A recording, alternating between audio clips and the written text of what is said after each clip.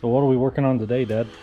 Oh, we're putting the suspension back together on my step van. I just got my control arms and all my suspension back from the powder coater. We went with the Harley-Davidson bronze. We got a 2-inch drop spindle, airbags, and then we're putting all this back together, and shocks are going back on today, hopefully. Sweet. Yeah, check out this bronze color he was talking about. And that turned out super nice. We did the top control arm too. Turned out pretty good, right, Dad? Yep. So what do we got going on down here, Dad, for the folks that don't know? Well, I decided I wanted to put a center console in the van. And I kind of had an idea of what I wanted it to look like, but I drew it out on this cardstock, this real heavy cardstock first. I transferred it to this 1/2-inch MDF, so a solid fiber board. I transferred it to that. Then I cut them, I clamped 2 pieces together to where I got the exact same profile on both sides. Now this one's laid over a little bit. We got to do some adjustments, but the reason we have this right here is because this hood is what covers the engine on these step vans. So in order to get access to the engine, if you need to work on it, you got to go through here. So I can't have this bolted to that. So what I've done is made a filler panel that goes right here, like so. And then we're going to put magnets, metal and magnets on the back side. That way, if I need to work on this and take it out, I'll just unsnap this from the magnets and pull it out. Then the hood will come out. When I get done, put it all back in here. The magnets will snap it into place and hold it, and we're good to go. So also, we're going to make the contour follow this. I'm going to put a pocket right here for my cell phone and, you know, ink pens and whatever. I'm going to have cup holders here, and then right here's going to be my shifter. My shifter was mounted closer to the seat, and I never did like it that well, so I moved it over. It's going to be almost centered in the console, but I still want to leave enough room for like 3 cup holders here. So that's what we got going on.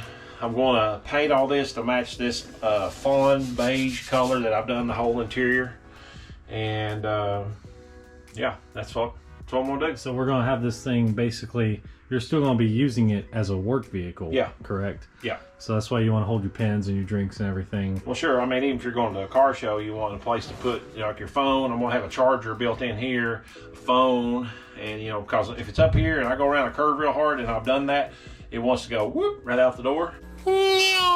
So yeah, I carpeted this. That helped a lot. I carpeted this top of this to match the carpet in the back of the van. But yeah, I just want somewhere I can set my phone and it'll stay charged, and then the cup holders, and maybe even a little pocket here that's like got like a magnetic cover on it.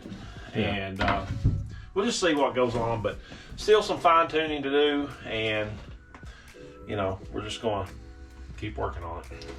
Yeah, and we always like to rock with the doors open because the windows are solid. Yep. So that's our air conditioning in this thing. No roll down windows, no opening windows, not even wing windows on this one. It would be cool if these were, because it would blow your head back. That'd be a huge wing window. These right here, but I've got provisions up here. I've got started for my radio and a glove box over there, and I'm gonna put speakers in that part, and then we're gonna put subs in the back. Yeah. So got the nice carpeted walls in here. Did that help with noise deadening? Lot. Yeah. Once I get my ceiling finished, I'm going to do, I'm not sure if I'm going to do like a textured fiberglass ceiling in it or aluminum. I found another one of these vans that actually has the aluminum ceiling in it. I'm thinking about stealing that out of it and put it in this one. So we'll have to see. I have one small leak that I've got to fix with windshield urethane. It's right here. Once I get that done, I can put my ceiling in. So how about you show the folks these sweet gauges we got in this thing? Okay, so what we got here is Dakota Digital RTX series, I think. Anyway, this thing came with a little cluster here that said speed and gas. That's literally it. There was, I mean, nothing on it. So I updated to the new 67 Chevy bezel, or 66, I'm sorry, 66 Chevy bezel and Chevy dash. So watch this. wiper blades work. Yep. So it's all sweeping gauges, and then it's all modern, but it looks like analog. And of course, you got your digital over here. And then when you start it,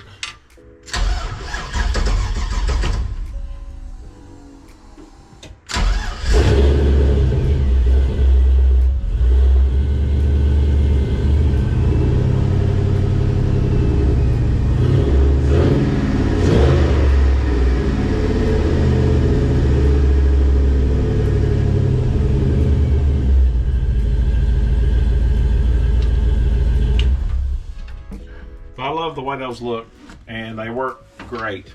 So show them again here, Dylan. When you turn the key on, you get your retro tech here.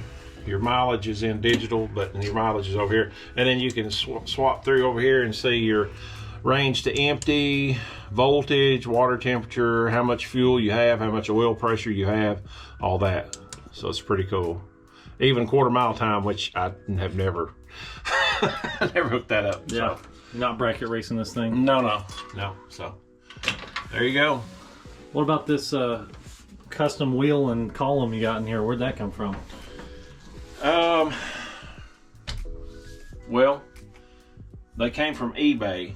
I got the wheel from one place and the steering column from another. It had a 32-inch steering column, and I'm a big tall guy, so I let the seat down, and the steering column was like way up here. It looked like I was riding a bike with ape hangers on it, so I hated that, and it always made my arms really tired. So I put this tilt column where it tilts quite a bit, and then I've got the smaller wheel because it's power steering now and it wasn't before, and it's just cleaner. It's all, this one's one with no ignition and no gear shift. All we have is turn signals and your tilt. So everything else, and then I've got to get my horn hooked up. It does work. I've got power at the plug down here, but I just haven't hooked it to my horns because I've got air horns. So yeah, you don't need that horn button. That's fine. No. So that's that, and then we got our gauges and our air control valves over here. So yep, that's it. Yeah, getting her ready for car show weather, right? Yep. Yeah, I hope so. Don't like much. Hey, have you seen my new door handles since Brad got them done, got them powder coated? No, I haven't seen that. Okay, cool. Look at this. So I got these from Mill Supply, which has step van parts.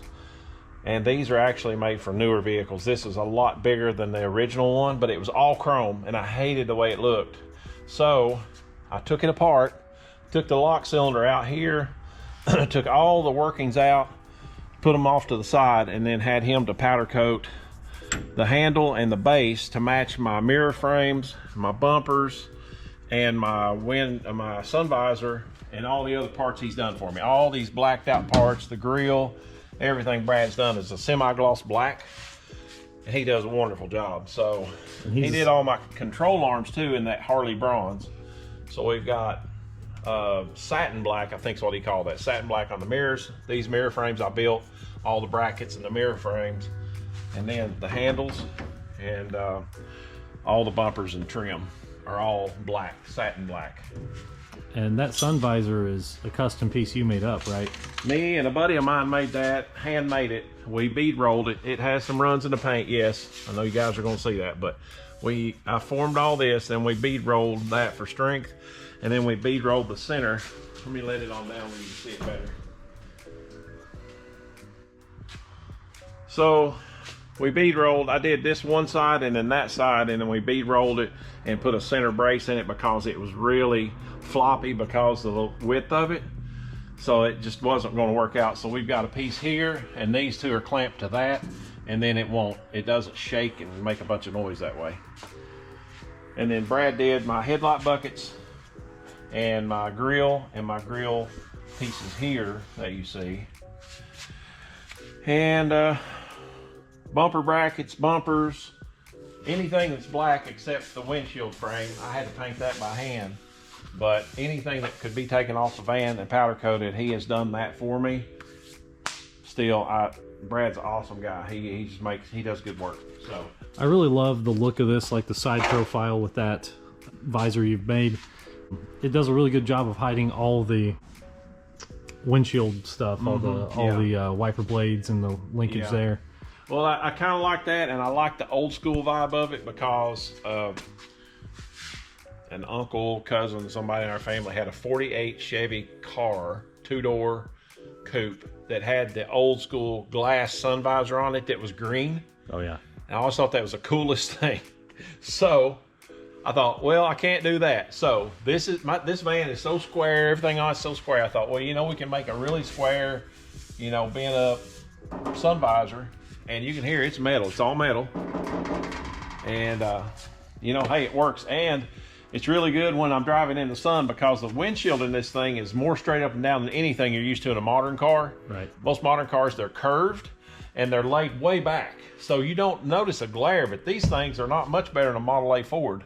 Model A Ford is almost perfectly straight up and down. This is about a 20-degree angle, but still it makes a difference, except for when I get to a stoplight. It sucks when I'm the first guy in line at a stoplight because I have to literally look out the door to see if the lights are green. So there you go. They should have thought about that when they built these things.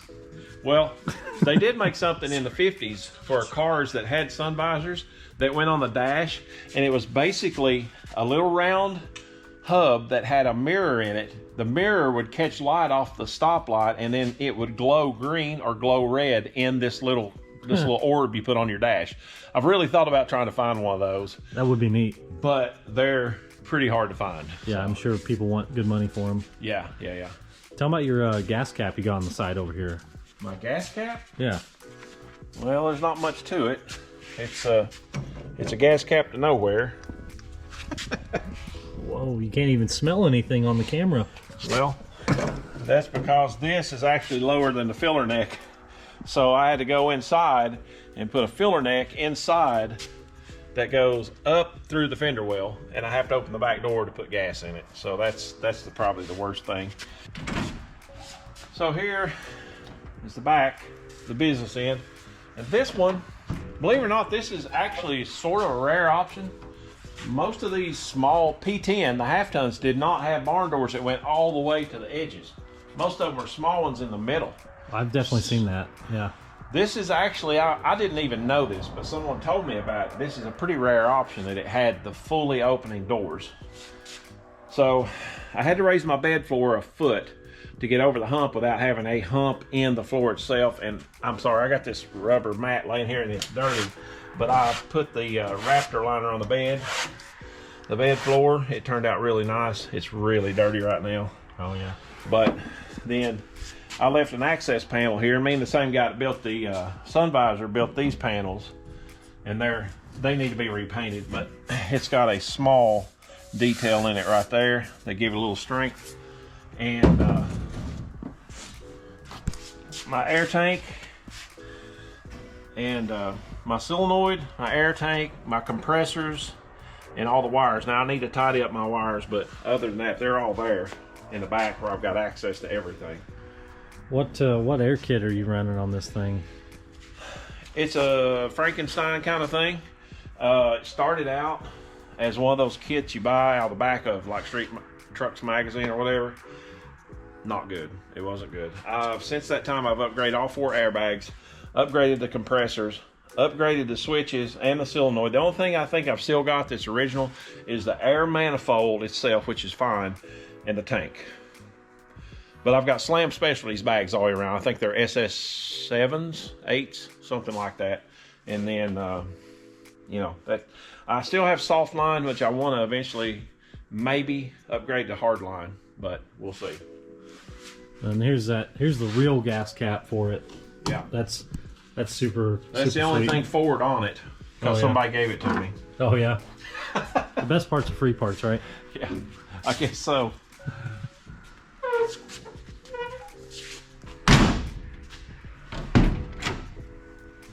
So my wheels, Dylan, if you want to take a look at those, these are Coy's brand aluminum wheels, 20 by 8 with a universal lug. It's a 5-on-5 or 5-on-4 3/4. That's the wheel. This is what I always wanted to use on there, was this Chevy dog dish hubcap from like the 70s. I really like the way it looks, but we couldn't adapt it to it because if you'll look right here, the face of this wheel is not flat at all. It's radiused, and then it's got these holders that holds the original baby moons on that came with these wheels. So I called Dylan's friend, who's now my friend, Jeremy.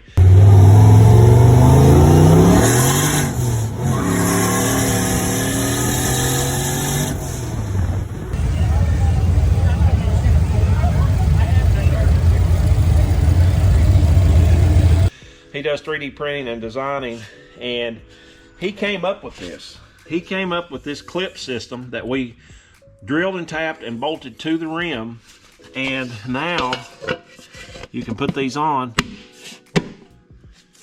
and they're perfect. Wow. They look amazing. That's and seamless. then he even developed a little tool to pop it back off with, but I didn't have them all the way on there, but he even developed a little tool that makes them easy to get back off. But yeah, you just, and that's good. Thanks, Jeremy. Yeah, he's got a lot of experience in that tool making. He did that. He sure does. For reference, he did tool making for, I think he said, about 20-25 years before he even got into the hot rod industry. So yeah, super nice guy. He does really good work. Awesome Awald's Rod Shop on all the socials. He even made this for me. Oh yeah, I've got one of those. It's a Cleco holder for the pliers, and I don't have enough Clecos to fill it, but there you go, Awald's Rod Shop. He does an awesome job.